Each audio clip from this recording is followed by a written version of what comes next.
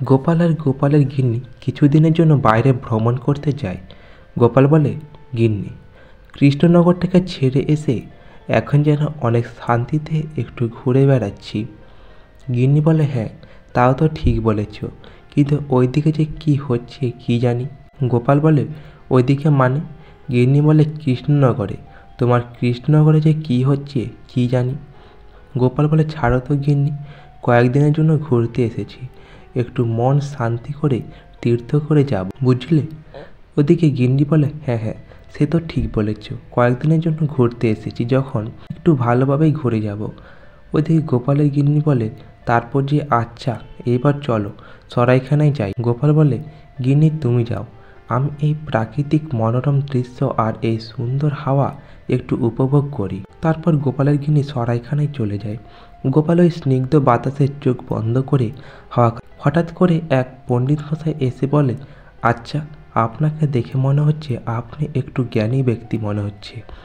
গোপাল বলে, আচ্ছা মশাই, আপনি কে আর আপনি কি করে বুঝলেন যে আমি জ্ঞানী ব্যক্তি? পণ্ডিত মশাইটা তখন বলে, আপনি ধীর স্থির কথা বলেন, কম কথা বলেন, আর একা থাকতে পছন্দ করেন। গোপাল বলে, আসলে আমি অত বেশি কথা বলা পছন্দ করি না, আমার একটু ধীরে স্থিরে কথা বলাটাই ভালো লাগে। ওদিকে উনি বলেন যে, আচ্ছা, আপনি যদি কিছু না মনে করেন, আপনি যাবেন আমার সাথে, আপনাকে একটা জিনিস দেখাবো। গোপাল মনে মনে ভাবে, কী রে বাবা, লোকটা হঠাৎ করে আমাকে ওনার বাড়িতে যেতে বলছে কেন? ওদিকে ওই পণ্ডিত বলে, কি আপনি ভাবছেন তো আমি আপনাকে যেতে বলছি কেন? গোপাল বলে, এই রে, উনি তো মনের কথা সব বুঝে যায়। অমনি পণ্ডিত মশাই বলে, কি এটাও ভাবছেন তো যে আমি আপনার মনের কথা বুঝে যাচ্ছি? গোপাল বলে, বেশ বেশ, আর আপনাকে কিছু বলতে হবে না, আমি বুঝে নিয়েছি, আমি আপনার সাথে যাব, কিন্তু একটু তো বলুন ব্যাপারটা কি। ওদিকে ওই পণ্ডিত মশাই বলে, আসলে আমার মাথার উপরে ওই বিদ্যার বোঝাটাকে আমি নামাতে চাইছি। তাই গোপাল বলে, বিদ্যা, বুদ্ধির মতো বোঝাকে আপনি নামিয়ে দিতে চাইছেন কেন? বলে, আসলে আমি এক মানুষ তো, আমার তো সংসার বলে কিছু নেই, তাই ভাবছি বৃদ্ধ হয়ে যাচ্ছি, সব কিছু ছেড়ে ছুড়ে দিয়ে একটু হিমালয় গিয়ে তপস্যা করব। তাই ভাবছি আমার এই বৃদ্ধের বোঝাটাকে যদি ভালো কোনো ব্যক্তি দেখতে পায় তাহলে দিয়ে দেব। তাই তোমার মতোই বুদ্ধিমান ব্যক্তিকে দেখতে পেয়ে তাই ভাবলাম তোমাকে দেওয়াটাই ঠিক হবে, তাহলে তুমি চলো আমার সাথে। গোপাল তখন ওনার সাথে ওনার বাড়ি যায়। উনি তখন একটা বই বের করে নিয়ে এসে বলে, তাহলে এই বইটা ধরে তুমি বলো, আজ থেকে এই বিদ্যা হলো আমার। অমনি গোপাল ওই বইটাকে ধরে বলে, আজ থেকে এই বিদ্যাগুলো হলো আমার। অমনি ওই লোকটা বলে, তাহলে আজ থেকে বিদ্যাগুলো হলো তোমার। বলে লোকটা ওখান থেকে হঠাৎ করে কোথায় চলে যায়। গোপাল বলে, এই রে, কি মুশকিল, উনি আবার কোথায় চলে গেল?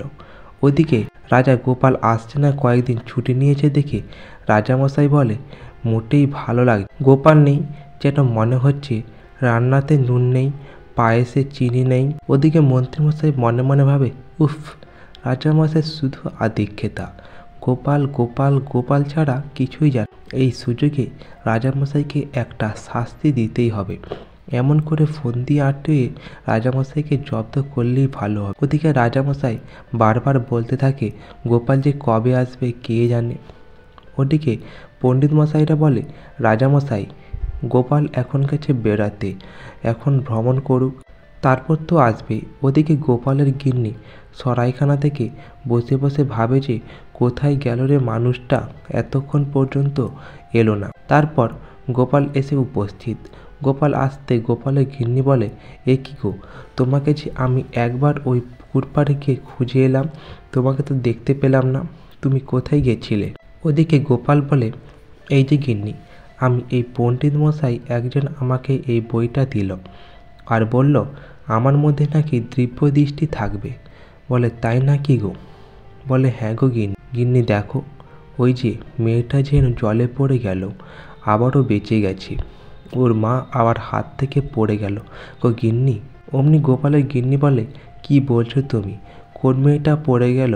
বলে, আমি আমার দিব্য দৃষ্টিতে দেখতে পেলাম একটা মেয়ে নদীর জলে পড়ে গেল, তার মা আবার কোল থেকে তারপর আবার বেঁচে গেল। সঙ্গে সঙ্গে পথে দুটো মানুষ যাচ্ছিল, ওরা স্বামী স্ত্রী। হঠাৎ করে এই কথা শুনতে পেয়ে বলে, এ কী রে বাবা, লোকটা পাগল আছে নাকি? একই কথা বলছে। ওই কথা বলে ওরা দুজন বলে, চল চল, লোকটা কি আবল তাবল বলে, আমরা আমাদের কাজে যাই। ওই লোক দুজন চলে যায়। তারপর হঠাৎ করে ওই মাঝপথে উল্টো দিক দিয়ে দুটো মানুষ গল্প করতে করতে আসে। ওরা আলোচনা করতে থাকে, রাখে হরে মা রেখে, তার জীবন বাঁচার ছিল তাই বাচ্চা মেয়েটা বেঁচে গেল। মা আবার কোল থেকে। অমনি ওই লোক দুজন জিজ্ঞেস করে, কে গো, কে বেঁচে গেল? বলে, ভাই এক্ষুনি মা একজন বাবার কোল থেকে একটা মেয়ে নদীর জলে পড়ে যাচ্ছিল, তারপর ওকে বাঁচিয়ে নেওয়া হয়। এই কথা শুনে সঙ্গে সঙ্গে ওরা স্বামী স্ত্রী দুজন ছুটতে ছুটতে গোপালের কাছে আবার আসে। ওদিকে ওই বাকি দুজন লোকে বলে, কি ব্যাপার হলো, ওরা দুজন চলে গেল, দেখি তো কোথায় গেল। ওনারা পেছন পেছন আসে।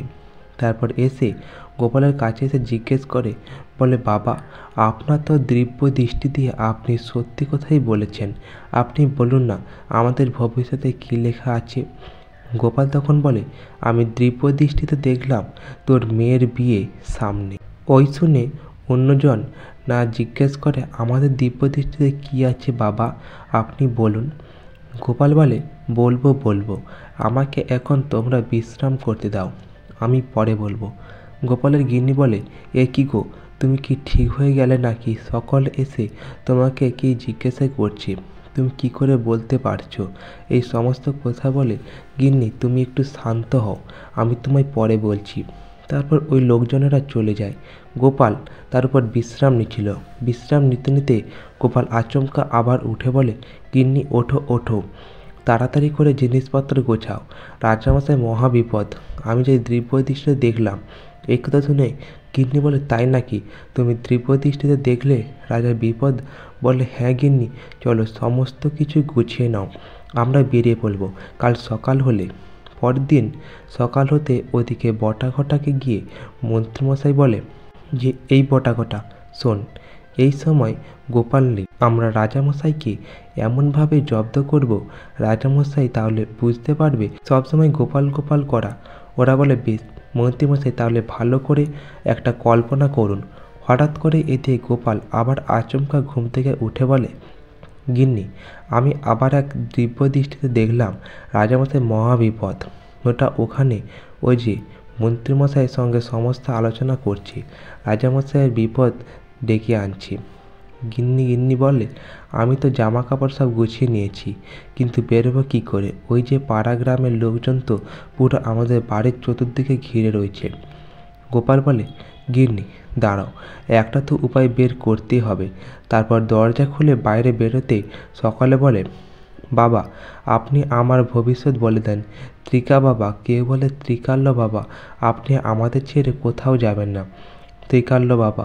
গোপাল তখন বুদ্ধি করে বলে, বেশ বেশ, আমি আপনাদের সকলের ভবিষ্যৎবাণী বলে দেব, তার জন্য আমাকে কিছুক্ষণের জন্য একা থাকতে দাও, আমাকে একটু ভাবতে দাও, তারপর তোমরা এসো। ওরা সকলে তখন বলে, চল চল, আমরা চলে যাই, এখন চল, আমরা এখন থাকবো না। ঠিক লোক, বাবা একটু বিশ্রাম নেই, পরে আসব। তারপর পাড়ার লোকেরা চলে যায়। এই সুযোগে গোপাল গিন্নিকে নিয়ে পুডলিটা বেঁধে নিয়ে ওখান থেকে বেরিয়ে পড়ে। তারপর কৃষ্ণনগরে এসে পৌঁছায়। হঠাৎ করে রাস্তার মধ্যে বটাঘটার সাথে দেখা হয়। গোপাল বলে, কিরে বটাঘটা, আমি নেই এই সুযোগে সাপের 5 পা দেখেছিস তাই না? বটাঘটা বলে, কেন গোপাল দাদা এইরূপ করে বললে যে? গোপাল বলে, বলবো না, তুই মন্ত্রীমশাই সকলে মিলে আলোচনা করছিস রাজামশাইকে কী করে বিপদে ফেলা যায়। হ্যাঁ, তোরা ভেবেছিস যে আমি কিছু জানি না, আমি সব জানতে পারছি। ওদিকে গোপালের গিন্নি বলে, জানো তোমরা তোমাদের গোপাল দাদা এমনি ফিরে আসেনি। ওদিকে ঘটা বলে, ত্রিকাল্য শুধু মিথ্যে কথা বলা। ওদিকে গোপাল বলে, কি ঘটা, এইটা মনে মনে ভাবছিস তো? ঠিক শুধু মিথ্যে কথা বলা? বলে, হ্যাঁ তো, এই কথাটা তো আমি এক্ষুনি ভাবছিলাম। গোপাল দাদা তো ঠিক কথা বলে দিল। শোন শোন, যা তাড়াতাড়ি করে, তোদের বাড়ির চাল ভেঙে গেছে, দেখবি যা। সঙ্গে মন্ত্রীমশাই যখন তার ঘর থেকে বের হবে সঙ্গে সঙ্গে গর্তের মধ্যে পড়ে যাবে। বটাঘটা বলে, কি বলে রে গোপাল দাদা, এতে গোপালের গিন্নি বলে, যাও যাও, গিয়ে দেখো কে তোমাদের বাড়ির চাল ঠিক আছে কিনা। বটাকটা যখন এসে দেখে হ্যাঁ, বাড়ির চাল তো ভেঙে গেছে। ওরা তখন বলে, এ কী রে, গোপাল দাদা কি সত্যি সত্যি ত্রৈলোক্যনাথ হয়ে গেল নাকি রে? চল মন্ত্রীমশাইকে গিয়ে খবর দিই। আবার মন্ত্রীমশাই গর্তে পড়ে যাবেন বলছেন। ওই সুযোগে মন্ত্রীমশাই কিছু সাহায্য চাইব বাড়ির চালটা সারানোর জন্য। তারপর মন্ত্রীমশাই বাড়িতে যায়। বাড়িতে গিয়ে মন্ত্রীমশাইকে ডাকতে থাকে, ও মন্ত্রীমশাই, মন্ত্রীমশাই, ও মন্ত্রীমশাই। ওদিকে মন্ত্রীমশাই নাক ডেকে ঘুমোচ্ছিল। মন্ত্রীমশাই গিন্নি এসে বলে, এই যে ওঠো না, ওঠো, তোমাকে বটাঘটা এসে ডাকছে। ওদিকে বটাঘটা বাইরে থেকে বলে, মন্ত্রীমশাই উঠুন উঠুন, বিপদ হয়ে গেছে আমাদের। যে আর গোপাল দাদা যে চলে এসেছে। হঠাৎ করে মন্ত্রীমশাই ঘুম ভেঙে বলে, কি বলিস রে গোপাল, ফিরে চলে এসেছে অত তাড়াতাড়ি করে? মন্ত্রীমশাই জানেন গোপাল দাদা ত্রিকাল্য হয়ে এসেছে। উনি দিব্য দৃষ্টি দিয়ে সব কিছু দেখতে পাচ্ছে আর সমস্ত কিছু সঠিক কথা বলে দিচ্ছে। জানেন, দিব্য দৃষ্টিতে আমাদের বাড়ির চাল ভেঙে দিয়ে গেছে বলে দিয়েছে। এমনকি বলেছে যে আপনি ঘর থেকে বের হলেই গর্তে পড়ে যাবেন। মন্ত্রীমশাই বলে, দূর, তারা চুপ করতো। দিব্যদৃষ্টি পেয়েছে, এতদিন পর্যন্ত জ্যোতিষী মশাই পেল না, গোপাল পেয়ে যাবে? এইসব বুঝলো কি বুঝলি, এইসব বুঝলো কি, এসব বাদ দে তো ছাদ, এগুলোর প্রতি গুরুত্ব দিস না। ওদিকে রাজসভা শুরু হতে গোপাল রাজসভায় এসে পৌঁছায়। রাজামশাই বলে, গোপাল, এ কী ব্যাপার, তুমি চলে এলে যে এত তাড়াতাড়ি করে? গোপাল বলে, রাজামশাই কী করবো বলুন, কৃষ্ণনগর তো আমার পিছু ছাড়ছেন না। 24টা ঘন্টা আমি কৃষ্ণনগর আমার মাথায় ঘুরছে। আমি আমার দিব্য দৃষ্টিতে দেখলাম আপনার মহা বিপদ। বটাকটা মন্ত্রীমশাই মিলে তিনজনে মিলে যুক্তি করছে আপনাকে বিপদে ফেলার জন্য। রাজামশাই বলে, কি কথা বলছো? গোপাল বলে, হ্যাঁ রাজামশাই, সত্যি আমি দিব্য দৃষ্টিতে দেখতে পাচ্ছি রাজামশাই। এমনকি এটাও দেখতেছি যে মন্ত্রীমশাই বাড়ি থেকে বেরোলে গর্তের মধ্যে পড়ে যাবে। ওদিকে রাজসভার সকল সদস্যরা বলে, একই কথা বলছো গোপাল? জ্যোতিষমশাই বলে যে রাজামশাই, অতদিন ধরে আমি জ্যোতিষশাস্ত্র গণনা করে আছি, আমি কোনো দিব্যদৃষ্টি পেলাম না, আর গোপাল পেয়ে গেল। গোপাল বলে, রাজামশাই আমি মিথ্যে কথা বলছি না। জ্যোতিষমশাই বাড়িতেও আত্মীয় এসছেন। সঙ্গে সঙ্গে প্রহরী এসে বলে, রাজামশাই, রাজামশাই মন্ত্রীমশাইয়ের গর্তের মধ্যে পড়ে গিয়ে পা ভেঙে ফেলেছে। রাজামশাই বলে, এ কি গোপাল, তুমি তো একদম ঠিক কথা বলেছিলে। হঠাৎ করে গুলটে পুটি ন্যাপড়া আসে, ওরা এসে বলে যে দাদু, এই যে জ্যোতিষ দাদু, তোমার বাড়িতে আত্মীয় এসেছে, তোমাকে তাড়াতাড়ি করে বাড়ি যেতে বলল। এই সমস্ত কথা শুনে রাজসভার সকল সদস্য এমনকি রাজামশাই সকলেই অবাক হয়ে যান। সকলেই তখন বিশ্বাস করেন যে হ্যাঁ, গোপালের মধ্যে দিব্যদৃষ্টি রয়েছে। রাজামশাই বলে, বেশ বেশ গোপাল, বুঝেছি তোমার মধ্যে সত্যি দিব্যদৃষ্টি আছে। গোপাল, চলো দেখি মন্ত্রী এখন কেমন আছে। তারপর সকলে মিলে রাস্তা দিয়ে মন্ত্রীমশাইকে দেখতে যায়। ওদিকে জ্যোতিষমশাই বলে, গোপাল, তোমার ওই দিব্যদৃষ্টি যে জ্ঞানটা তুমি আমায় দেবে। গোপাল বলে, বেশ দেব, আগে চলুন মন্ত্রীমশাইকে দেখে আসি।